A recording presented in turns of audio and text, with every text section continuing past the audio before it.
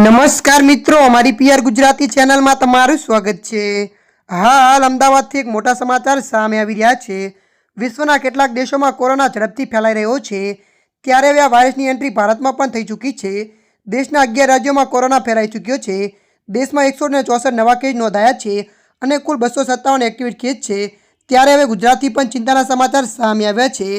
ગુજરાતમાં કોરોનાના નવા 7 કેસ નોંધાયા છે, જે તમામ અમદાવાદમાં સામે આવ્યા છે। તમામ દર્દીઓને હોમ આઇસોલેશનમાં રખાયા છે। તેમના સંપર્કમાં આવેલા વ્યક્તિઓને સંપર્ક કરીને તેમના પણ આરોગ્યની ચકાસણી કરવાની કાર્યવાહી હાથ ધરવામાં આવી છે। મળતી માહિતી અનુસાર વધુ જણાવી દઈએ કે અમદાવાદમાં મ્યુનિસિપલ કોર્પોરેશન દ્વારા કોરોના વાયરસ અંતર્ગત આજે શહેરના જુદા જુદા વિસ્તારોમાં કોરોનાના કુલ 7 કેસ નોંધાયા છે, જેમાં વટવા, નારોલ, દાડા લીમડા, બહેરામપુરા, ગોતા, નારાયણપુરા અને બોપલ સામેલ છે।